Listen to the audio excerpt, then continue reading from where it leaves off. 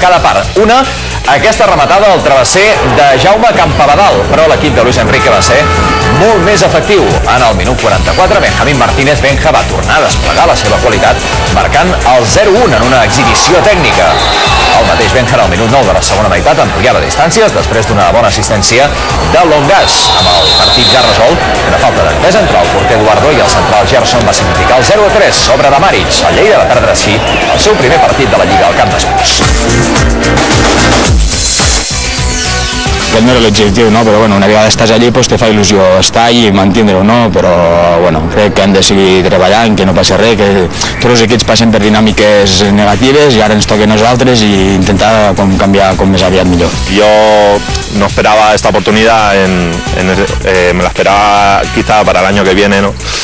Pero bueno, el míster ha confiado en mí y me ha dado la oportunidad y yo creo que la estoy aprovechando.